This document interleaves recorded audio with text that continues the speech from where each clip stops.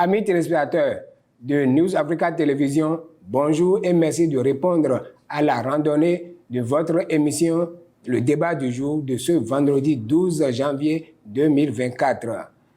Au menu de cette émission, nous porterons aujourd'hui un regard sur la gestion du pouvoir public du pouvoir d'État en 2023 et les perspectives pour 2024. Nous parlerons également de la polémique autour de la non-reconnaissance des diplômes délivrés par l'État béninois au Nigeria. Nous n'allons pas occulter la modification du code électoral, dont la révision de la Constitution. Nous aborderons également le Vodou Day. Le Vodou Day qui s'est déroulé, ce n'est plus un secret pour personne, du 9 janvier au 10 janvier 2024. Et en interactualité, nous parlerons de l'Alliance des États du Sahel et finirons avec la CAN 2024 qui démarre ce samedi. Si vous êtes prêts, nous le sommes également. Et pour débattre de tous ces sujets, je reçois sur ce plateau Anissé Tijo, journaliste. Anissé, bonjour. Bonjour Aristide, bonjour chers téléspectateurs. Merci d'honorer de votre présence C'est moi. ce plateau pour décortiquer ces sujets avec nous. Nous aurons également à recevoir sur le même plateau, face à Anissé Tijo, Guy Chafa. Il est consultant en stratégie de communication. Guy Chafa, bonjour. Tout le plaisir pour nous de vous recevoir. C'est un plaisir partagé. Merci. Et voilà, toute la présentation faite. Eh bien, Anissé Tijo, quel regard portez-vous sur la gestion du pouvoir d'État en 2023? Merci, cher ami et chers confrères, je dirais. Le pouvoir d'État en 2023 a été la suite du second quinquennat du chef de l'État. Le régime en place, c'est la suite de leur gestion qui a décliné en 2023. Moi, je voudrais seulement me référer aux intentions du chef de l'État quand il a brigué un second mandat en 2021. Lui-même, il disait qu'il allait consacrer ce second mandat au social et à la sécurité. Donc, c'est sur ces deux aspects que moi, je voudrais porter mon regard, étant donné aussi que ces deux aspects font l'essence de notre Constitution. Ces deux aspects, et vous savez que dans notre Constitution, tout ce qu'on demande à l'État central, c'est la sécurité des biens des personnes et la redistribution de la richesse nationale. Donc, sécurité, c'est la sécurité des biens des personnes et la redistribution, c'est le social à faire. Après la collecte des ressources, comment l'État redistribue. Et je veux dire, 2023 n'est pas pour nous l'année qui a marché en termes de gestion de pouvoir d'État. L'année n'a pas marché pour nous parce que, à notre lecture, on devrait pouvoir finir avec les crises sécuritaires, l'intervention, l'attaque des djihadistes dans le nord de notre pays. On devrait pouvoir aussi avoir une sécurité en ligne, par exemple. Vous n'êtes pas sans savoir que tous les jours, c'est des centaines, des dizaines de jeunes qu'on envoie en prison pour cybercriminalité. Et c'est de l'insécurité en ligne. Donc, au plan social, vis-à-vis de la promesse du chef de l'État, ça n'a pas porté. Voilà quelqu'un qui dit, bon, on va consacrer un mandat au social et à la sécurité. Mais on est à mi-mandat, on est à 2 ans et demi de la fin du quinquennat. Jusque-là, on n'a encore rien vu. On a suivi le chef de l'État le 21 décembre.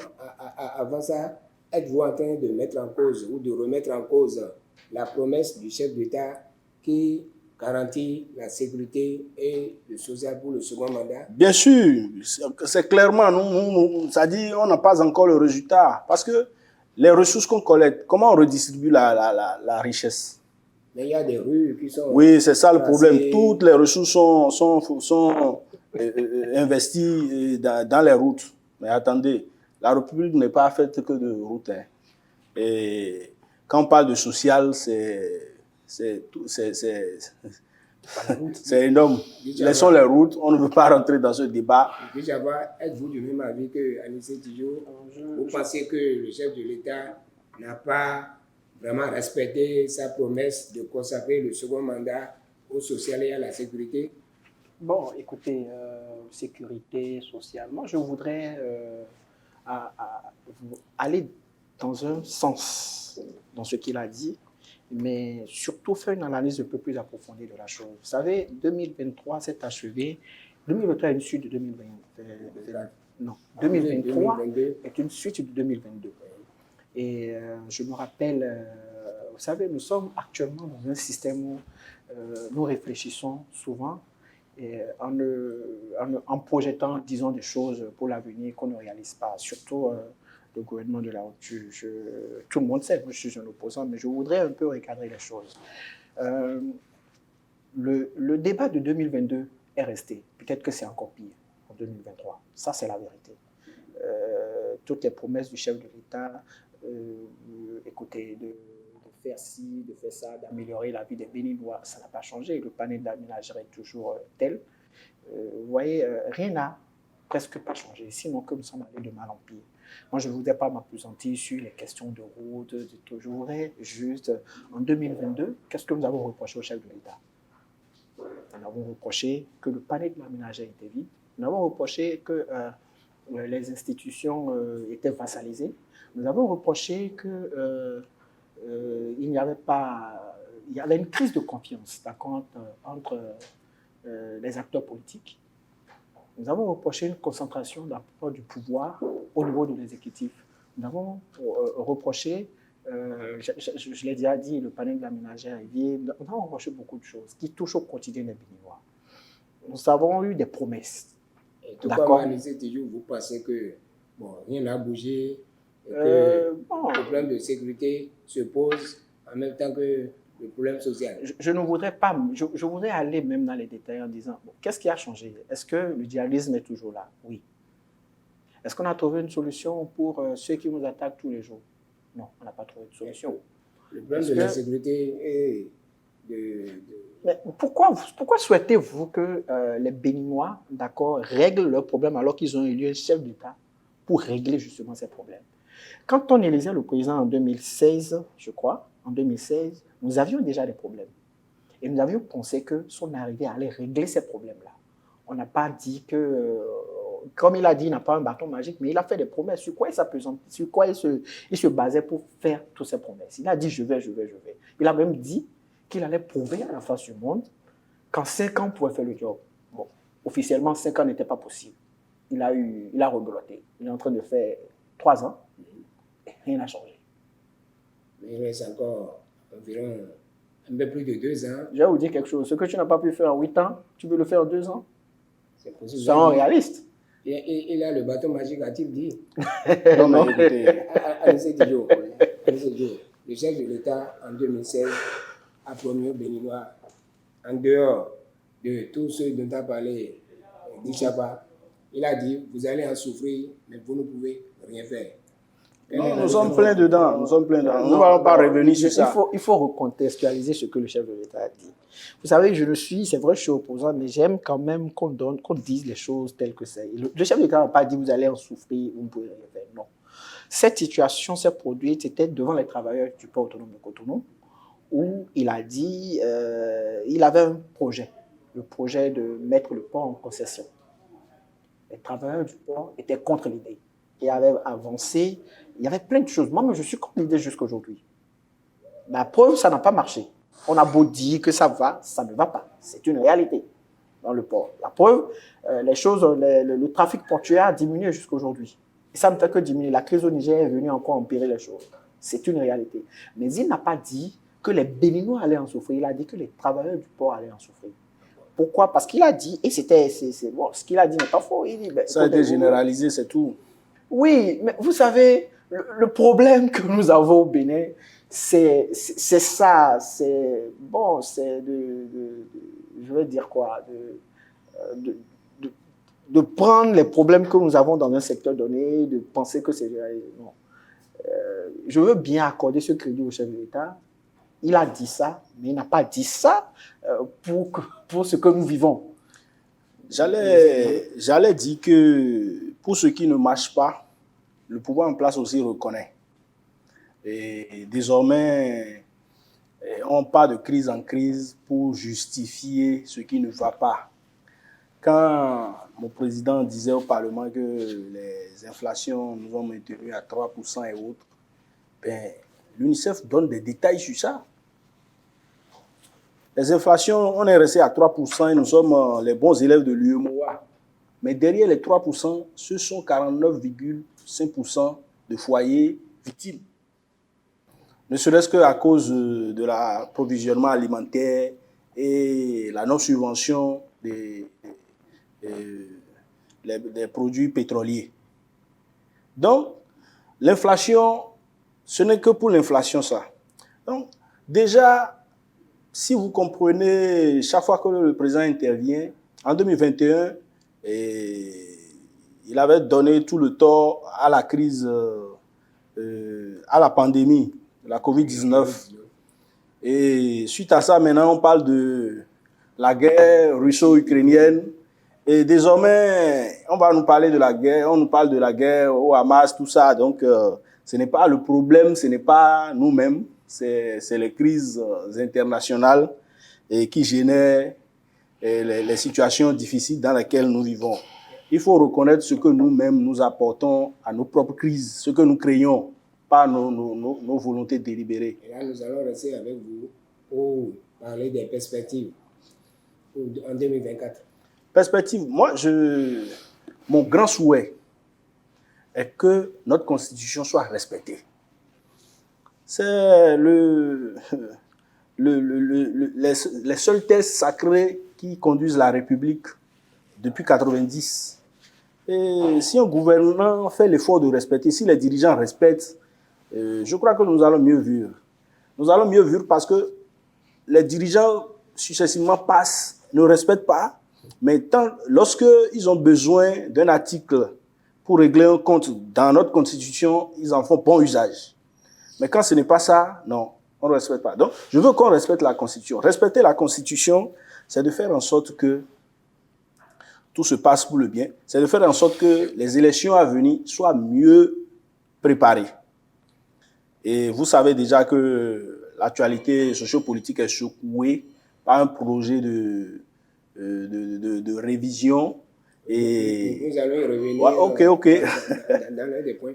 Monsieur Guichava, parlons avec vous des perspectives en 2024. Même si pour moi, il ne reste que 2 ans, d'accord, pour la fin du mandat du président Patrice Talon, il est clair que son souhait qu'on le porte en triomphe à la fin de son mandat est en train d'être sérieusement hypothéqué. C'est clair. En 2024, aujourd'hui, qu'est-ce qu'on peut attendre? Je trouve que je ne serai pas alarmiste, mais je vais être réel. Ce qu'on n'a pas pu faire en 8 ans, ce serait difficile de le réaliser en 2 ans. Mais ce qu'on souhaite, et si le chef de l'État écoute les Béninois, c'est que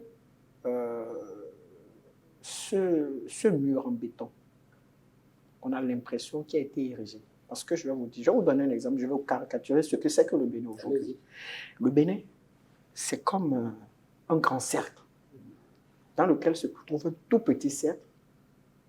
Et dans ce cercle-là se trouve l'élite béninoise actuelle, ceux qui nous dirigent. Et c'est-à-dire ce cercle, ils l'ont érigé en béton armé. Ils sont à l'intérieur du cercle, ils ne s'écoutent qu'entre eux. Alors la grande masse des Béninois est dehors. C'est ceux qui ont faim, c'est ceux qui ont du mal à manger. C'est ceux à qui on a conçu des routes, mais qui n'en ont pas besoin. C'est ceux qu'on a dégagés du bord de la voie, d'accord, qui n'ont pas le minimum aujourd'hui. C'est ceux qui réfléchissent pour aller à l'école. C'est ceux qui réfléchissent. Ce sont ces enseignants ou bien ces élèves, ils ont un nom. Les aspirants. D'accord, des gens qui sont allés déjà à l'école normale, qui sont sortis et qu'on a dit qu'on va appeler aspirants, qui n'arrivent pas, qui se suicident tous les jours, qui meurent de faim. C'est ceux-là qui sont dans la grande masse et qui regardent, qui parlent, qui demandent pardon au gouvernement. Et vous pensez que le gouvernement ne les écoute pas? Mais le gouvernement ne les voit même pas. Il faut voir avant d'écouter. C'est-à-dire, le béton est tellement bien mis en place que je ne suis pas sûr que le chef de l'État, si vous lui posez la question combien coûte un morceau de sucre aujourd'hui, il va vous dire. Il ne connaît pas parce qu'il ne sait pas comment les Béninois souffrent. Tous les jours, on entend des femmes qui ont accouché, qui ne peuvent pas quitter les hôpitaux. Je dis des hôpitaux publics, qui ne peuvent pas en sortir, pas en sortir parce qu'elles n'ont pas pu payer ou bien parce que leurs maris n'ont pas pu payer les frais d'hospitalisation. Nous en avons des cas. On cotise. Vous trouvez que c'est normal, c'est ça? Et c'est dans ça qu'on a dit le Bénin va bien, on fait des photos, on est assis avec des jeunes, bon, le Bénin va bien. Non. Nous souhaitons que, au bas mot, c'est-à-dire dans la mesure du possible, que cette barrière-là, qui a entre ceux qui nous gouvernent aujourd'hui, cette barrière tombe. Et qu'en fait, qu'ils écoutent le cri de cœur des Béninois. C'est ce que moi je souhaite en 2024. Je sais que c'est quasiment impossible. Mais puisque vous demandez une perspective, il faut bien vous dire, c'est ça ce que moi je souhaite pour les Béninois. Regardez votre téléphone, combien de personnes vous écrivent par jour et vous demandent 1000 francs, vous demandent 500, vous demandent le minimum pour manger. C'est ça le quotidien. C'est ce que vit le Bénin premier champion de ci, le Bénin deuxième de ci. C'est faux. Parce que ça ne reflète pas la réalité, ce que vivent les Béninois aujourd'hui. Ça, c'est une réalité. Si c'est faux, qu'on délègue quelqu'un qui vient me faire face. Je ne veux pas rentrer dans les chiffres. Le jour où on aura un débat grandeur nature, et quand un monsieur du gouvernement, quelqu'un qui peut bien défendre le gouvernement sera là, on va sortir les chiffres, on va voir si ce qu'ils disent est vrai. Parce que nous, on est dans le bas peuple aujourd'hui. Déjà, tout à l'heure, vous avez défendu le gouvernement, le chef de l'État, dans ses propos que je viens de citer. Non, je n'ai pas défendu le chef de l'État. J'ai recontextualisé. Je veux bien critiquer le gouvernement, je veux bien critiquer le chef de l'État. Vous avez caricaturé le Bénin, oui, qui est un grand mur en béton, et dans ce mur-là, il y a un petit mur. Non, le Bénin, c'est un grand cercle. Un grand cercle, dans lequel se trouve un mur en béton. Et ce mur en béton renferme les amis du chef de l'État. Actuellement, le gouvernement, la femme du chef de l'État et tout ça. Est-ce que cela a un rapport avec les propos encore du chef de l'État qui aurait dit que le Bénin serait un désert de compétences? Est-ce que ce n'est pas les compétents qui sont dans ce petit mur en béton? Vous l'avez bien dit. C'est justement les compétents qui sont là, qui ont réussi à faire croire au chef de l'État peut-être, parce que moi je veux croire en sa bonne foi. Mais je trouve que ces compétents qu'il a pu mettre autour de lui ont réussi à lui faire croire que le Bénin ne se limitait qu'à ce petit cercle-là, que le Bénin ne se limitait qu'à ses amis, que le Bénin ne se limitait qu'à ceux qui le gouvernent, que le Bénin ne se limite en réalité qu'aux chiffres qu'on lui transmet, aux trophées en griffe que nous ne voit pas. Parce que bon, le Bénin est premier de ci, premier de ça. C'est quelqu'un qui a donné à manger. Aux trophées qu'on ne voit pas et qui font aujourd'hui la fierté du chef de l'État, où il est satisfait, d'accord, de l'autosatisfaction. Oui, ça c'est la réalité. Moi, je veux demander aux gens, très honnêtement, à ceux qui, je ne veux pas dire à ceux qui nous dirigent, parce que ceux qui nous dirigent, bon, ils ne voient peut-être pas. Mais à ceux qui font de la propagande, qui parlent bien du chef de l'État aujourd'hui, qui parlent bien des actions du gouvernement. C'est ceux qui en profitent, vous le dites. Oui, ceux qui en profitent. Qu'ils disent la vérité. Ça ne coûte rien de dire à quelqu'un qui dirige un pays, une nation de près de 12 millions d'habitants, de lui dire que le tiers de ceux qui dirigent ne sont pas heureux. C'est la vérité. Et justement, vous profitez de ce plateau pour le dire. J'espère que cela va tomber dans les oreilles des membres du gouvernement. J'espère. On va rester dans cette logique-là pour aborder un autre point. Problème de la révision de la Constitution. Oui, non. Nous allons parler de la polémique autour de la non-reconnaissance des diplômes du Bénin par le Nigeria. Bon, quelle analyse en faites-vous? Vous savez, moi, je ne sais pas sur quoi s'est fondé le gouvernement du Nigeria, d'accord, pour dire ça, pour prendre cette décision. Mais je voudrais leur donner raison. Je crois que ce problème ne date pas d'aujourd'hui. On ne peut pas rendre le gouvernement de Patrice Talon responsable de cette décision. C'est vrai qu'aujourd'hui, bon, le système éducatif, il y a plein de réformes. Aujourd'hui, on se pose la question à quoi servent ces réformes. Depuis que le système est là, on a fait des réformes un peu partout, même dans le système éducatif, on en a fait. Et c'est le lieu de se poser la question réellement à quoi ça a servi ces réformes. Ceci dit, je ne voudrais pas rendre le gouvernement béninois, sinon l'actuel gouvernement, l'actuel système responsable de cette situation. C'est une situation, je crois, qui prévaut depuis. On avait eu un moment où les Nigériens venaient juste étudier au Bénin. Hein. On sait ce que les gens là font aussi. C'est la vérité. Plein d'amis, on a des... Écoutez, moi je suis à Papa, j'habite à Papa, mais le pléthore d'étudiants, soi-disant en griffe nigériens, qui se trouvent à Papa, c'est beaucoup. Qu'est-ce qu'ils font? C'est le problème qu'a posé mon très cher ami tout à l'heure pour la cybercriminalité. Ils viennent ici pour faire quoi? Rien du tout. On vient parce qu'on espère qu'en arrivant au Bénin, on peut obtenir des diplômes facilement. Et ça se fait.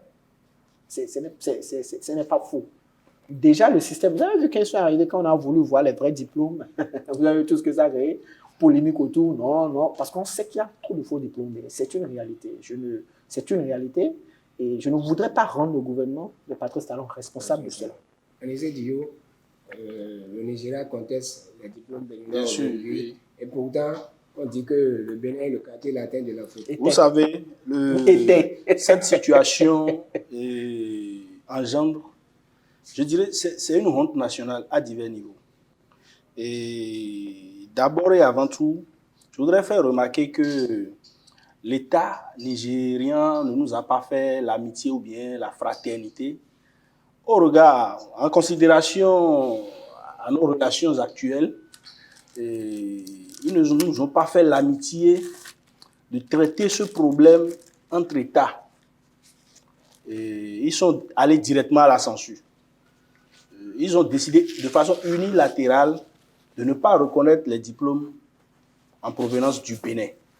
Et cette manière de faire, ce n'est pas pour moi catholique quand on est frère. Quand on est pays frère, ce n'est pas pour moi, ce n'est pas catholique. Mais ce qui m'a plus étonné, c'est la réaction de notre DGS, la direction générale des établissements supérieurs, du professeur Youssao Isiaka, qui a intervenu pour dire que ce ne sont pas des écoles reconnues qui ont fait ça. Je crois que c'est l'ancien.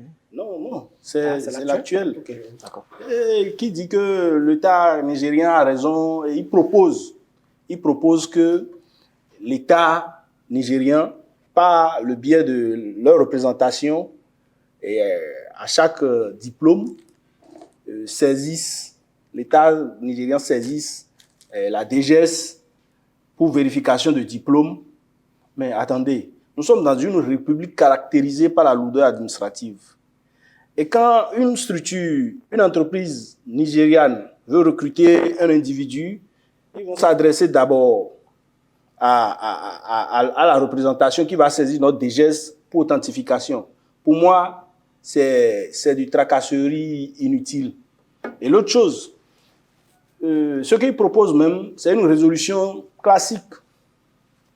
Ce n'est pas d'actualité.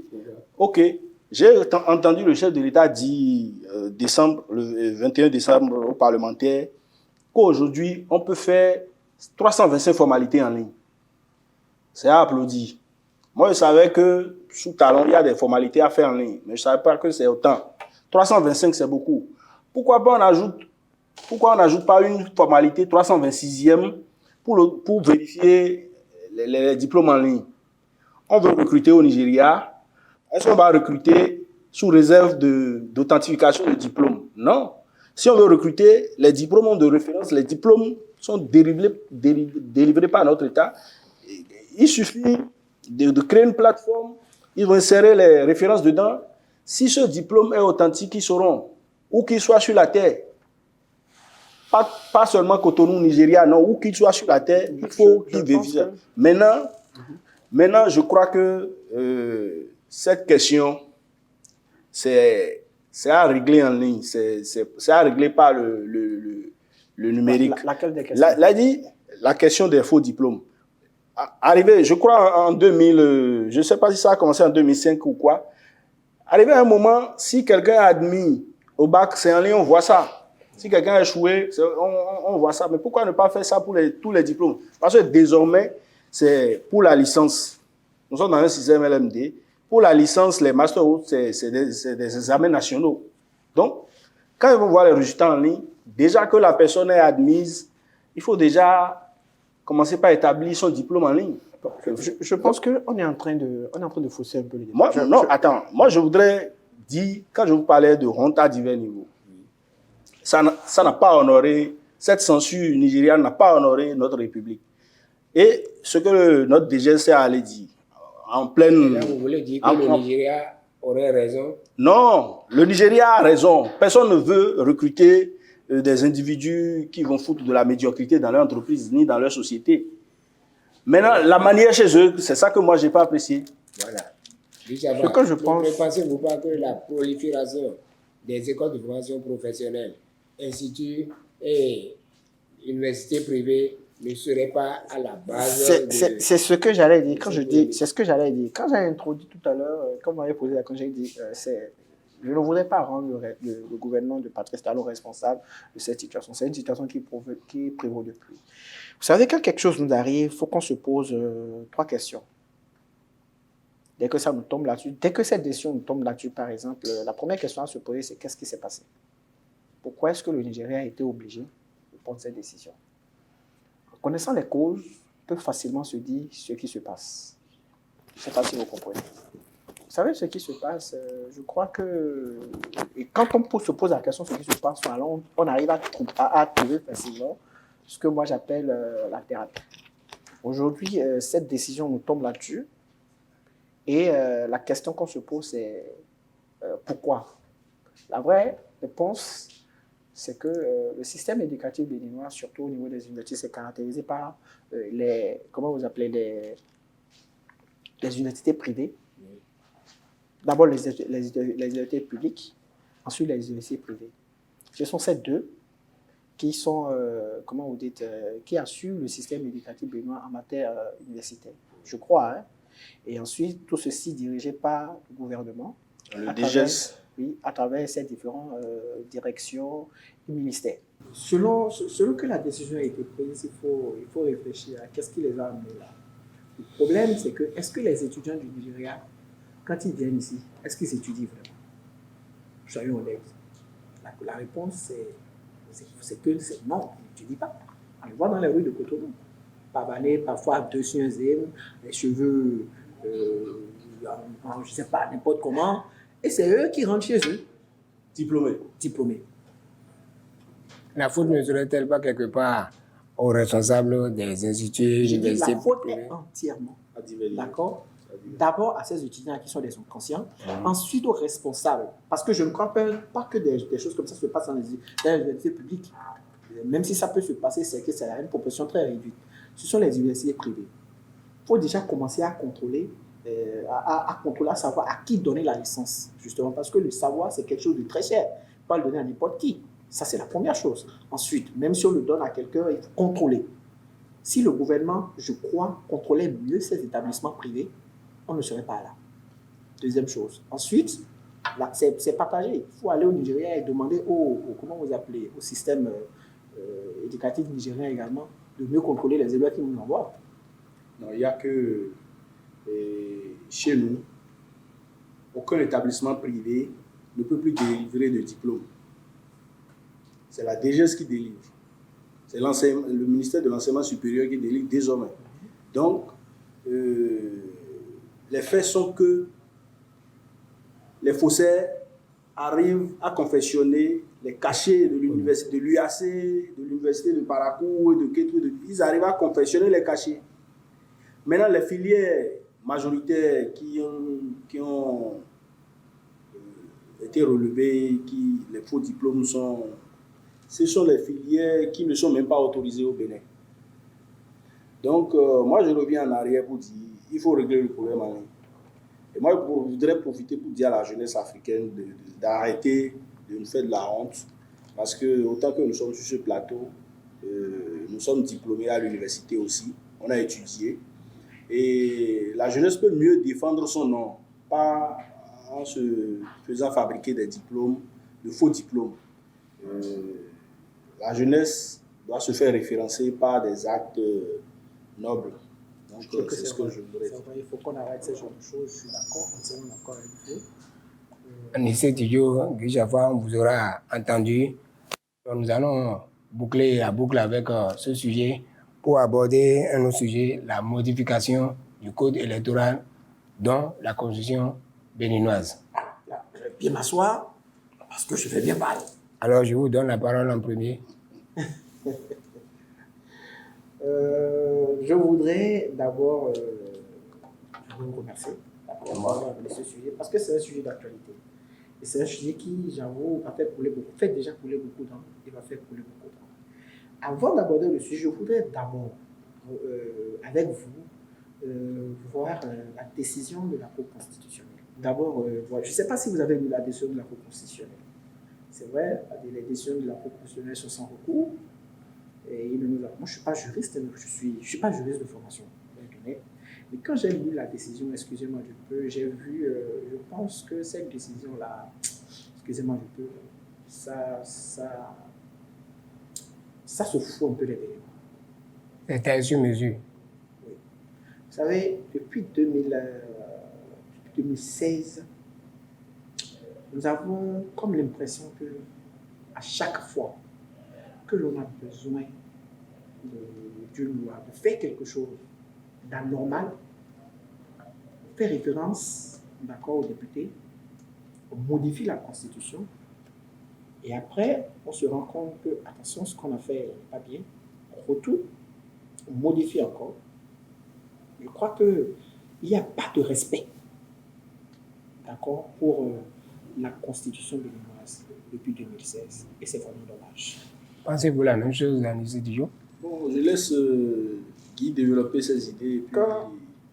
Quand je lis cette décision de la Cour constitutionnelle qui dit 1. La requête est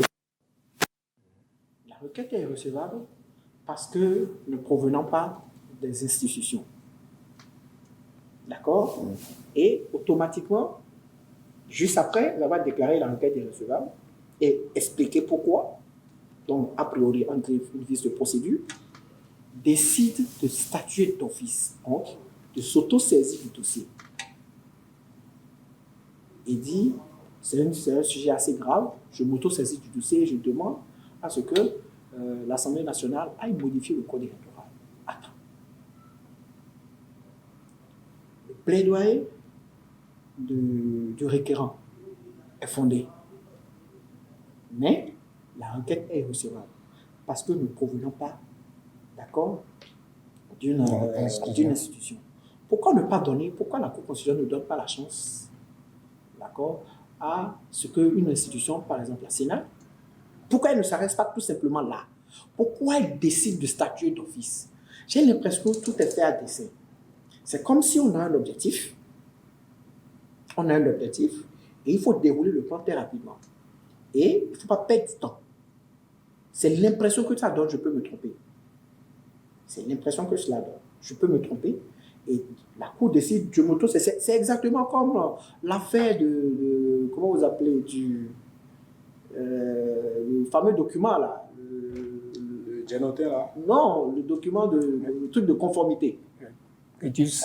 Non, quand ils ont décidé quand on avait modifié la Constitution, on dit il faut revoir d'accord la Constitution des partis politiques et tout. Et il y avait un nom, j'oublie. Un document de conformité qu'ils avaient sorti. Attestation de conformité. Attestation de conformité. Et qui a empêché, en 2019, tous les partis d'opposition d'aller aux élections législatives. Et d'office, il n'y avait que les deux partis siamois, les deux partis du chef de l'État, qui ont concouru. Et ce qui nous a donné 89 députés que les gens ont traités de godilles en son temps. Donc c'est comme si nous sommes encore dans le même schéma aujourd'hui.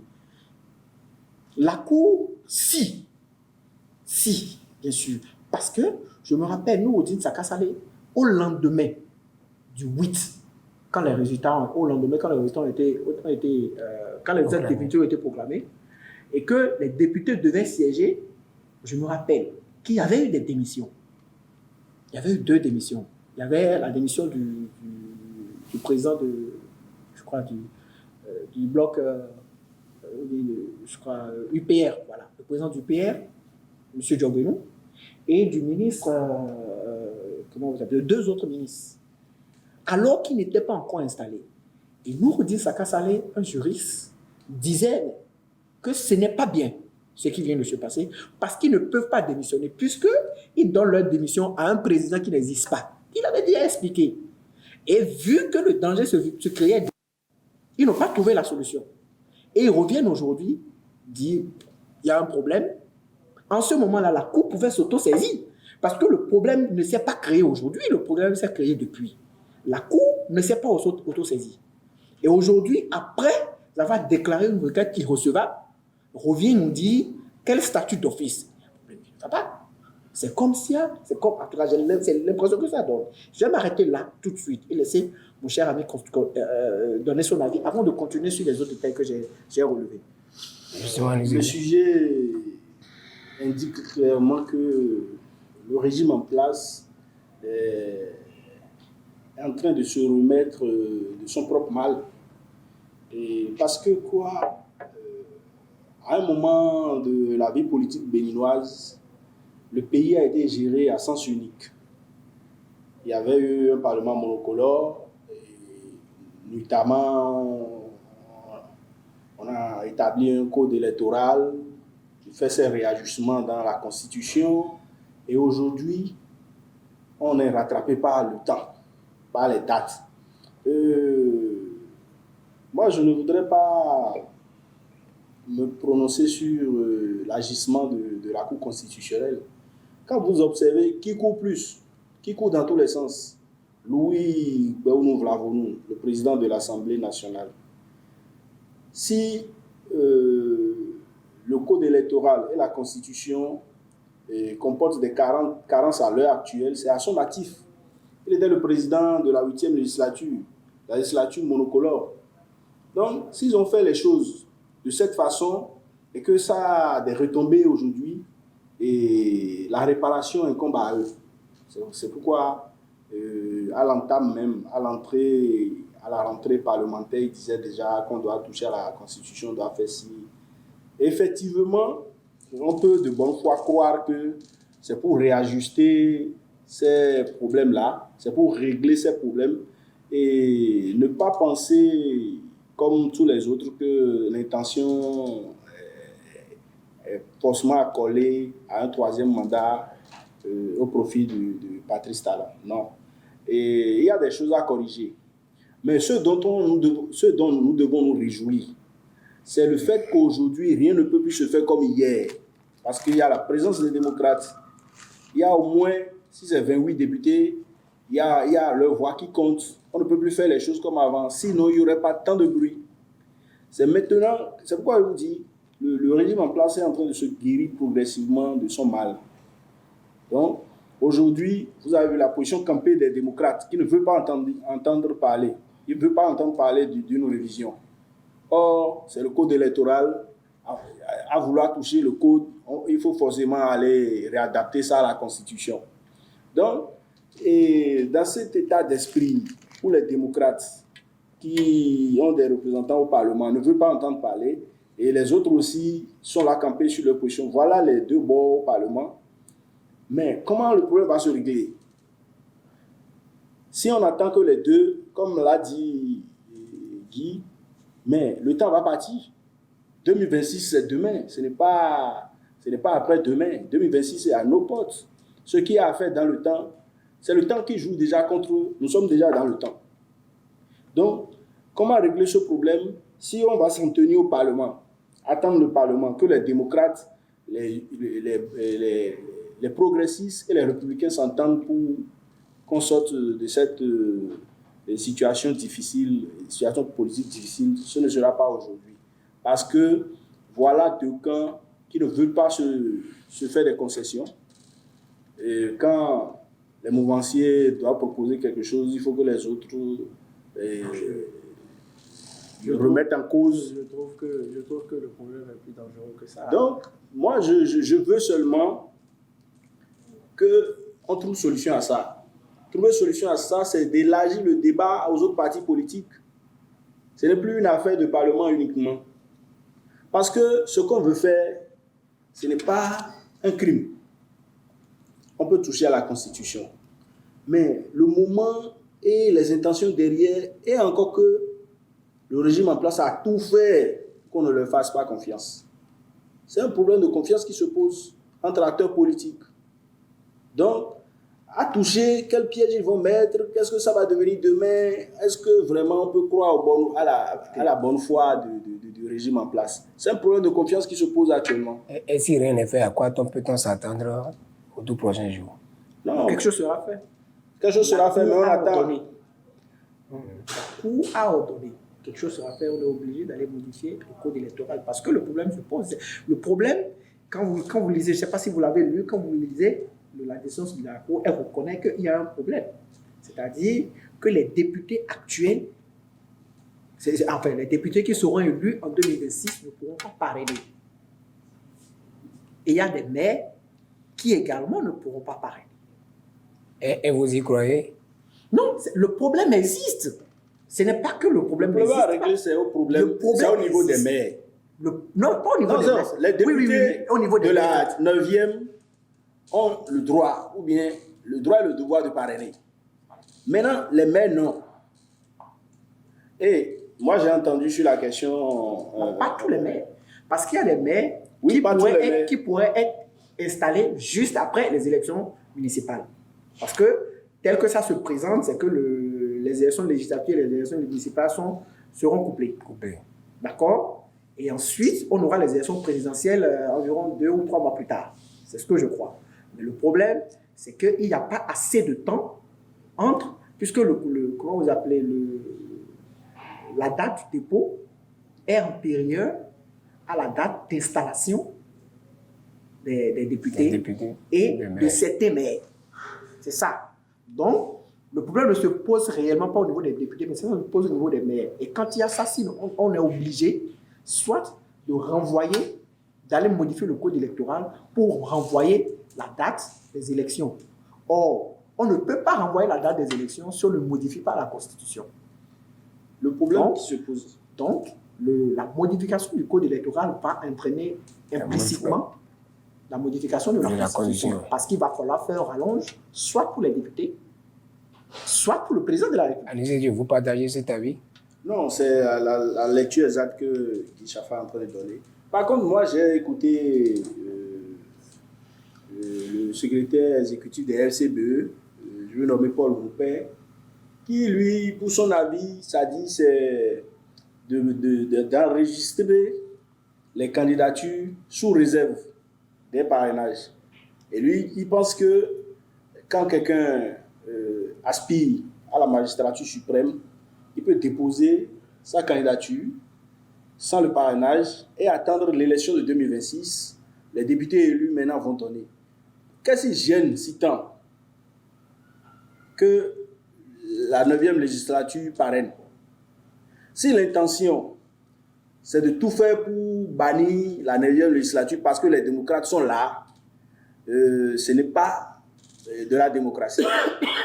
Parce que la démocratie, c'est la participation, c'est la gestion du pouvoir d'État par le peuple lui-même et pour le peuple. Donc, moi, je ne pense pas qu'on puisse avoir déjà l'intention d'avoir encore un autre parlement monocolore en 2026 pour pouvoir parrainer qui on veut. Parce qu'à l'heure actuelle, qu'on le veuille ou non, si c'est 10% de parrain, les démocrates ont déjà leur candidat. Ils ont déjà leur... Non, ils sont 100 combien de députés là? C'est 109. C'est 109, donc ils doivent avoir 19. 10%, ça fait 19. Hein. Oui. Bon, donc, je crois... Donc, dans cette situation, moi, je pense que ce que propose Paul Roupet est approximatif. Et approximatif parce que ça, ce n'est pas une solution. On est là. Non, mais écoutez, si on veut parler sérieux, ce qu'il propose n'est pas faisable. C'est très bien. Ce que Paul Roupet propose n'est pas faisable. On est déjà dans une situation, on ne trouve pas la solution à ça, on dit attendons 2026. Pourquoi pensons-nous que c'est Moi, je voudrais même la 10e législature qui est légitime, qui sera légitime pour parrainer? Je voudrais même dire que si on est dans cette situation-là, c'est bien la faute des FCBE. Parce que quand le code électoral avait été voté et que les gens étaient contre dans ce pays-là, qu'est-ce qu'ils ont dit? Parce qu'ils voulaient participer aux élections, ils ont dit allons éprouver ce code. On vient de l'éprouver. Ce truc, au départ, était déjà bancal. On a dit non, ce n'est pas bien. Assoyons, nous faisons quelque chose de potable pour l'avenir. On ne met pas une constitution pour la réviser quelques jours plus tard. C'est une constitution. Soyons sérieux au Bénin. C'est une constitution. Au cours du jeu qu'on change la règle. Voilà, c'est 2016, nous assistons justement à cette scène-là. C'est énervant, c'est écœurant. Il faut qu'on respecte un peu. La constitution, c'est comme la Bible du pays. Il faut qu'on la respecte un peu. On ne peut pas. Je l'ai dit quand je plantais le décor. J'ai dit, on a l'impression que on prend la constitution et puis bon, écoutez, on agit, plus aucun respect pour la chose. Dès qu'une loi dérange, on va modifier. Regardez comment les maires ont été élus en 2019. Ont été installés en 2019. C'est quoi ça? Ça ne reflète pas de la démocratie. Ce n'est pas le Bénin qu'on connaît. On finit d'accord les élections et on dit, ah non, il y a un problème parce qu'on a envie qu'un maire soit élu à une plan. On a trouvé attention, il y avait un problème de nous. On dit, ah non, il faut aller. On arrête tout, on va à l'Assemblée nationale, on modifie la constitution, on revient, on installe les maires. C'est normal ça? Parfait. On vient aller aux élections présidentielles, la même chose se joue. On vient aller aux élections législatives, la même chose. Il faut qu'on arrête ça. À chaque fois, tel qu'on se situe, excuse-moi, j'aurais fini en disant, tel qu'on se situe, on se situe dans une situation, à chaque élection, son code électoral. Et on dit qu'on est en démocratie. Il n'y a aucune règle qui est respectée.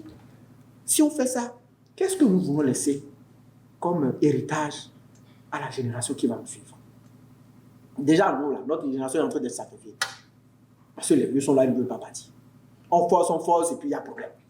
Maintenant, on modifie, on fait tout pour rester. Vous savez, vous entrez sur le terrain politique. Si on commence à parler politique ici, vous ne saurez pas, on risque de couper votre chaîne. Richava, comme vous l'aurez entendu, on sait que ce sujet est assez préoccupant et vraiment profond. On aura d'autres occasions pour en parler. Certainement. Mais il n'y a que le mardi 9 janvier dernier et le mercredi 10 janvier, nous avons célébré le Vodou Day. Ce que Dokoya a appelé Gogo Day. Bon, ça c'est vous qui le dites. Sinon, c'était prévu, c'était le 10 janvier institué par le président Nicéphore Soglo. Oui. Mais le chef de l'État actuel a élastifié ça et c'est parti du 9 au 10. Désormais, ça couvre le 9 et le 10 janvier de chaque année. Alors, le Vodou Day, comment l'avez-vous vécu, vous? Moi, je crois que c'est bon, si on peut appeler ça réforme. Moi, je suis quand même un petit peu fier, d'accord, de voir comment nous avons célébré notre identité, nos cultures, comment nous avons, je vais dire, magnifié ce que nos parents, d'accord, pendant longtemps, ont adoré. C'est vrai que il y a quelques images qui ont fuité. On a eu la présence des Brésiliennes qui sont venues un peu nous lier les fesses. Bon. C'était joli, non? Bon, pas mal. Mais c'est quelques piments. Ça ne viendra pas gâcher, d'accord, la beauté de la chose. Moi, déjà, c'est un début. Même le Vaudois a aimé ça. Même le Vaudois a aimé ça. On va espérer juste que les fois prochaines soient mieux. D'accord. L'idée n'est pas mal. Institué par le président Soglo, comme l'avait dit, le président Kérékou n'a pas dérobé à cela, il a laissé. Le président Boni Yahi également a laissé, a respecté ça. Et aujourd'hui, le fils de Wida, le président de la République, a fait mieux. Je le félicite. Et je félicite tout son gouvernement. C'est beaucoup de milliards qui ont été, en tout cas, beaucoup de millions, je ne vais pas dire milliards, je ne sais pas, qui ont été injectés dedans. Mais je crois que ça peut rapporter parce que ça permettra quelque peu, ça a attiré, d'accord, l'attention du monde entier. Et vous allez voir dans quelques jours, France 24 était là, TV5 était là. Vous allez voir vos produits des reportages qui vont rendre encore le Bénin beaucoup plus attrayant. Moi, je n'ai rien contre cette idée. Bon, même si je trouve que on pouvait essayer. On a besoin d'accord des sous pour faire beaucoup de choses. Si c'est un investissement, on va espérer que les 3 prochaines, que les retombées soient multiples pour le Bénin. C'est tout ce que je peux dire. Et je félicite le gouvernement pour l'organisation. Merci Dio. Donc on pense que c'est un gaspillage. Vous savez, c'est le 10 janvier qui a été réconforté et devenu Vodou Days. Et 48 heures, c'est effectivement Vaudou Days. Et ce qu'on a vu, il y avait du spectacle. Il y avait du spectacle. Même plus que le 27 décembre. Hein, nous, on a estimé que c'était une messe nationale dite avec succès et honneur. Tout ça, c'est à l'actif du Bénin. Mention spéciale aux organisateurs, au chef de l'État qui lui-même a consacré son agenda à sa disponibilité, ainsi que les membres du gouvernement, ils y étaient et puis l'image était bonne et j'ai compris que le vaudou c'est notre chose, c'est notre identité culturelle et cultuelle et nous devons la vendre, mais nous n'allons pas rester dans notre microcosme socio-culturel pour dire nous vendons notre culture. Notre culture est à vendre, mais pas à nous-mêmes. Donc, je ne condamne pas le fait que Koffi Olomide, des stars viennent prester à cet événement, sur cet événement. Donc, si nous devons vendre notre culture, il faut les canaux nécessaires. Tout ça concourt à l'image. Je dirais à la publicité, Koffi est venu prester pour ça, tout ça. Donc, ce n'est pas du perdu, ce n'est pas du gaspillage, pour répondre à votre question. Donc, nous voulons vendre notre vaudou. Ce n'est pas aux Béninois que nous la vendons. Nous la vendons cher aux autres. Et que direz-vous si on vous dit que bon, la fête a pris cette ampleur parce que l'organisateur, en fait, le chef de l'État serait de la localité qui a quand même eu l'honneur d'abriter les festivités. Bon, qu'on le veuille ou non, l'implication du chef de l'État, l'implication personnelle du chef de l'État à concourir à quelque chose. Donc, ce n'est pas parce qu'il est de Ouida. Et il a fait, c'est la première édition, Ouida l'a abrité. Je crois qu'il le fera encore la prochaine édition. Je crois que c'est à Bomé ou bien ils ont décidé de quoi, de quel lieu. Donc, moi, je ne pense pas que le spectacle de Ouida soit différent de celui que nous attendons l'année prochaine. Richava, la présence de Koffi Olomide et d'autres stars qui nous ont coûté des millions pendant que le panel de la ménagère s'ouvre. Je ne voudrais pas, aujourd'hui, sur cette question, je ne voudrais pas prendre les choses de cette manière. Je trouve que, moi, je suis du centre, je suis des collines, et le vaudou, c'est vraiment dans les collines, c'est un peu partout dans le Bénin. Comme l'a dit mon frère, on ne peut pas vendre notre culture à nous-mêmes, on va la vendre à l'extérieur. Bon, le problème du panel de la ménagère, ça ne date pas d'aujourd'hui, je vous ai déjà dit, ça date de comment vous appelez, depuis le temps. On a toujours parlé du panel de la ménagère. Ce thème-là, moi j'ai grandi, je l'ai connu. Aujourd'hui, les choses sont plus compliquées qu'avant. Compliquées ou pas, vous savez, je veux considérer que ce qui s'est passé aujourd'hui est un investissement. Que ça va attirer, d'accord, un peu plus les yeux de l'extérieur, du monde extérieur, sur le Bénin. C'est une première édition. Elle a été quelque peu, en tout cas, elle a été en grande majorité réussie. Il faut féliciter ceux qui l'ont organisée. Et espérer que les retombées soient vite. Ou plutôt arrivent vite. C'est un premier pas qu'on a fait. Je ne veux pas aller dans cette chose. Je demande aux Béninois, en général, de ne pas considérer les millions qui ont été gaspillés. La première fois, on peut mal faire. Comme le dit souvent le chef de l'État, c'est celui qui n'a rien fait, qui ne fait rien de mal. C'est une première, on a vu, moi j'apprécie. Maintenant, on va espérer que les retombées viennent vite, parce que le panier de la ménagère, c'est vrai, c'est là, il faut bien investir pour qu'on en arrive là. Donc, je n'ai rien contre. C'est vrai, c'est un investissement à dire Chava, mais chaque Béninois se demande, derrière cet investissement, qu'est-ce que j'y gagne? Les Béninois ont tout à gagner de cet événement. Ce petit, c'est pas un petit événement, mais je dirais, le seul fait que nos guides touristiques aient montré la voie aux étrangers et autres, ils ont gagné quelque chose dans cet événement. Donc, et je dis souvent que nous faisons beaucoup de choses. Le Bénin n'a rien, on n'a pas de grands chercheurs qui inventent des choses, qui trouvent des solutions à nos maux. Arrivé à un moment, je dis que, ben, quoi qu'on dise, le Bénin fait sa politique, le Bénin fait la politique, et peut apprendre la politique à certains politiciens de la sous-région. Et aujourd'hui, j'ajoute que le Bénin sait faire son vaudou. Le Bénin sait chosifier sa chose, sa culture. Donc, si on donne de valeur à notre vaudou, et comme l'a dit Guy tout à l'heure, c'est notre pain, on ne peut pas prendre ça pour essuyer la table. Donc, et je ne vois pas, on a tout à gagner dans cette affaire, que ce soit aujourd'hui, demain ou dans des années plus tard, on a à gagner dans notre culture vaudou.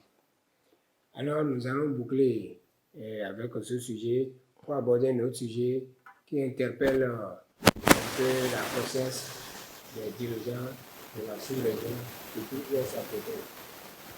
Je vais parler de l'Alliance des États du Sahel et avec d'autres États. Qu'est-ce que vous avez? Bon. La guerre ou le push au Mali, Oui. au Niger.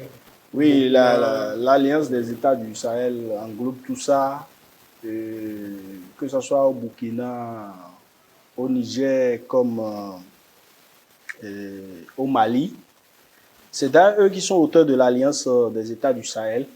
Et la naissance de cette alliance a dissous le G5 Sahel.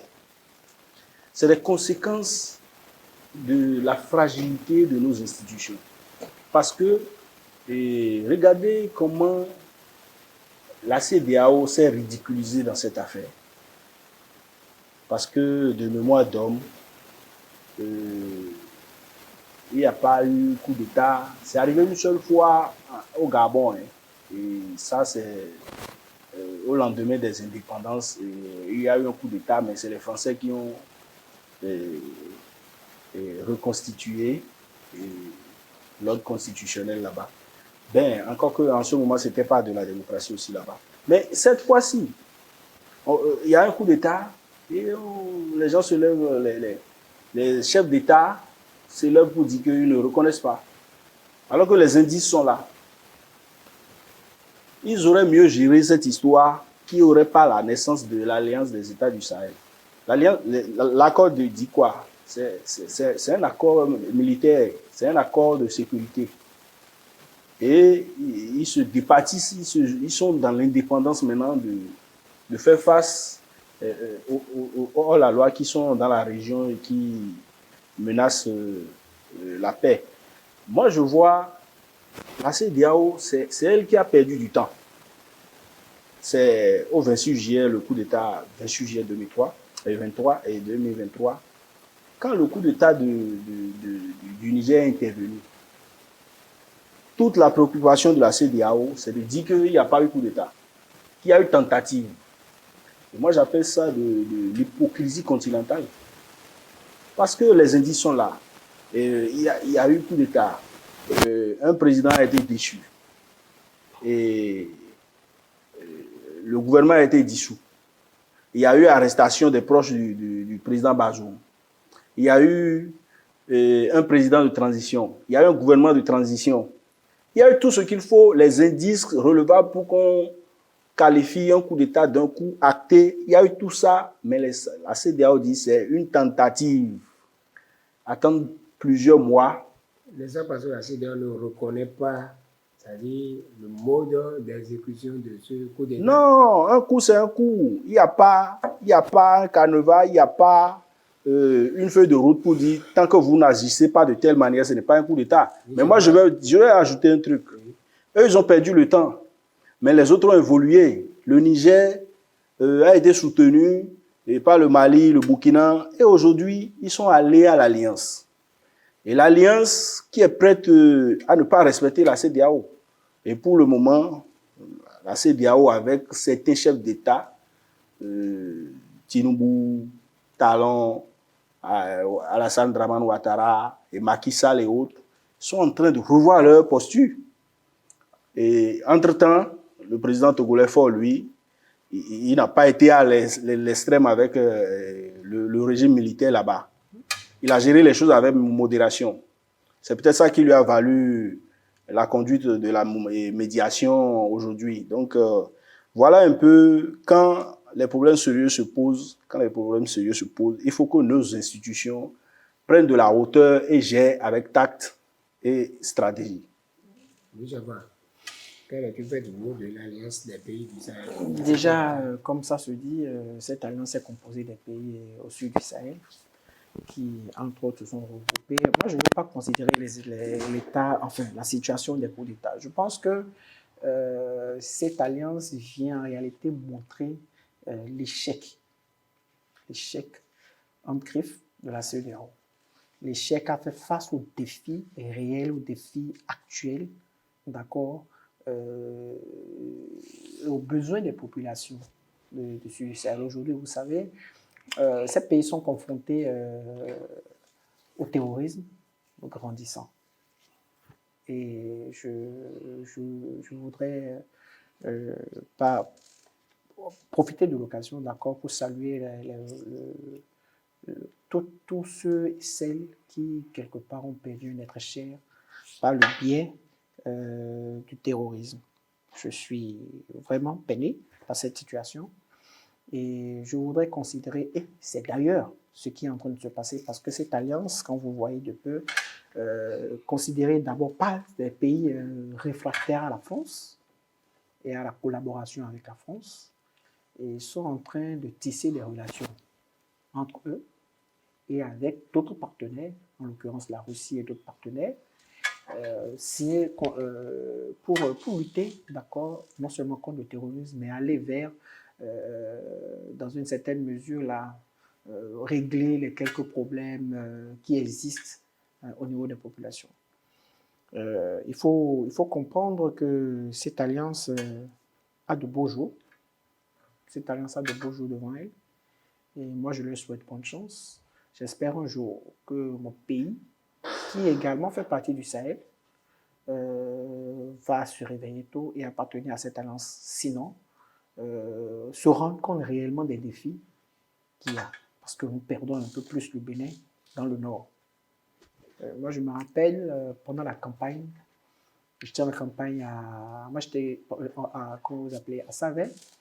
Quand la maison qui suit, la maison juste après ma maison, les gens sont venus enlever les Indiens là. Une forme de terrorisme. Et aujourd'hui, c'est répandu. D'accord? Ça approche de plus en plus vers le sud du Bénin, en tout cas. La cause réelle de cette alliance, c'est le terrorisme. C'est le terrorisme. Et c'est un problème majeur qui mine aujourd'hui nos États, surtout au sud du Sahel. En ces 10 jours, le Bénin qui est frontalier au Burkina et au Niger, le Bénin est-il menacé?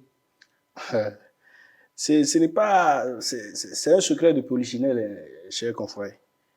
Le Bénin est menacé à divers niveaux. Parce que quoi?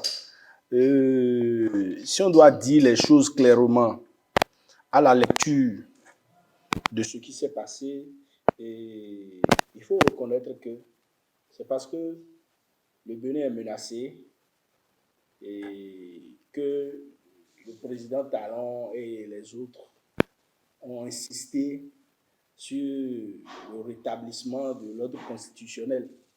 Parce que ce soit nous-mêmes, population béninoise, et nos dirigeants, nous sommes tous craintifs des coups d'État. Et heureusement aussi que le djihadisme n'est pas une affaire linéaire et nous sommes, par la grâce de Dieu, touchés, mais pas à la même hauteur que les autres pays. Donc, nous sommes pleins dedans. Si un coup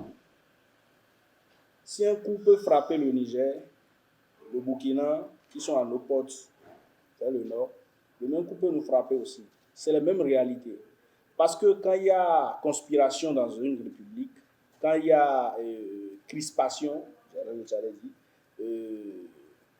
il ne faut pas laisser à ce que ça aille vers l'extrémité.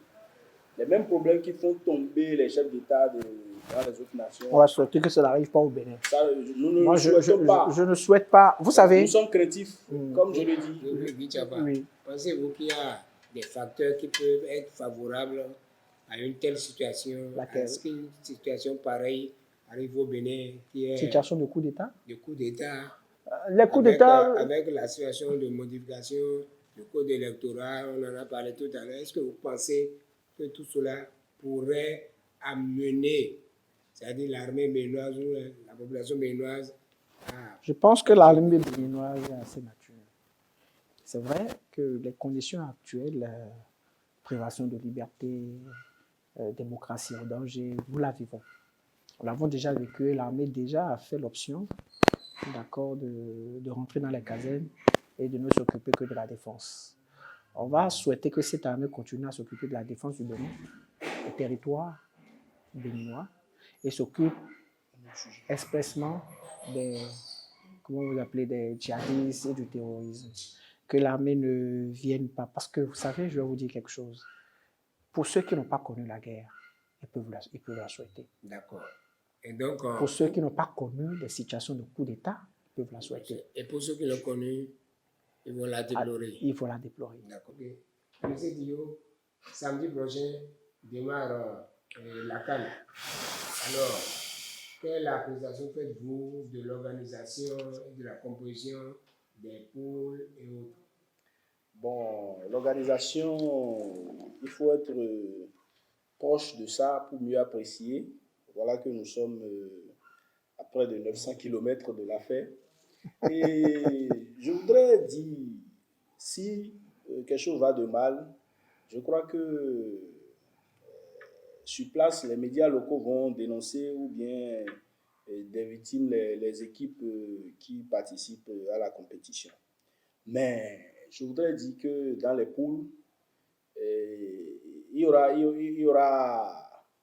aura du feu parce que les équipes, il y a de grandes équipes qui vont s'affronter. Donc, nous attendons du spectacle, du beau football. Et donc, pour le moment, on ne peut qu'attendre les matchs. Alors, Bichafa, à quel spectacle vous attendez? Déjà, je déplore la non-participation du Bénin. C'est un fait. Soyez sérieux. Non. Chacun prêche pour son église. Il ne faut pas remuer le couteau dans la plaie. Laissez le Bénin. Maintenant, nous sommes dans la réalité. Parlons de bon, écoutez, je vois, la CAN, c'est la messe du football africain. C'est beau, ça a été toujours beau. J'ai toujours voulu que le Bénin organise une fois la CAN. On n'en est pas encore là, en tout cas, depuis que on a qu'à... Mais ça va arriver, on va prier pour que ça arrive. Je crois que le gouvernement Patrice Talon a injecté beaucoup de millions dans le foot. On va espérer que c'est pour les prochains jours, soit l'organisation ou qu'elle ait une bonne participation du Bénin à la CAN. Maintenant, pour revenir à l'édition qui s'organise, qui démarre demain, le samedi prochain, j'espère que ce sera une bonne organisation. J'attends voir de beaux matchs. J'attends le Ghana, j'attends la Côte d'Ivoire, pays organisateur. J'attends les nouveaux pays qui sont arrivés, qui ont réussi à déjouer toutes les statistiques qui seront présents. Et là, de tous les pays participants, si on vous demandait de pronostiquer pour un pays qui sera... J'ai un faible pour le Nigeria. Nigeria. Oui. Monsieur Diop? Difficile de dire. Difficile de dire. Il y a pas mal d'aspirants à ce trophée. Hein. Et c'est de grandes équipes. Vous voyez déjà les pays maghrébins, ils font du bon football. Oui. Et puis chez nous, et en Afrique, et dans l'Afrique de l'Ouest et autres, donc il n'y a plus de petites équipes.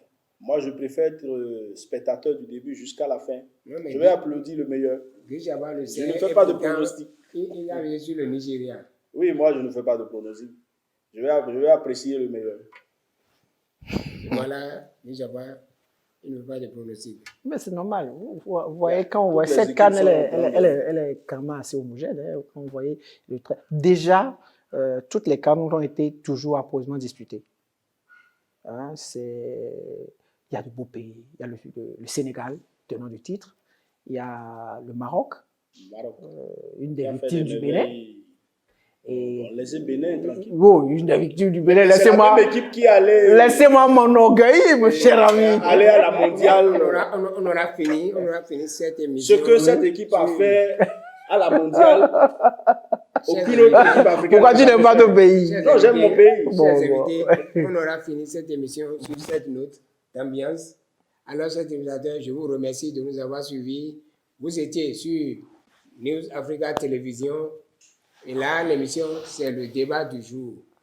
Nous avons parlé des sujets comme nous avons porté un regard sur la gestion du pouvoir d'État en République du Bénin. Nous avons également parlé de la polémique autour de la non-reconnaissance des diplômes béninois par le Nigeria. Nous n'avons pas occulté la modification du code électoral dont la Constitution, et nous avons parlé aussi du Vodou Day qui s'est déroulé du mardi 9 au mercredi 10 janvier 2024 à Ouida. Nous avons abordé le sujet concernant l'Alliance des États du ciel et nous avons chuté avec la CAN qui démarre le samedi prochain. Merci d'avoir été des nôtres. Merci d'avoir été des nôtres. Je rappelle que pour débattre de tous ces sujets, j'ai reçu pour vous Anissé Tiyo, journaliste. Merci d'avoir été là. C'est moi.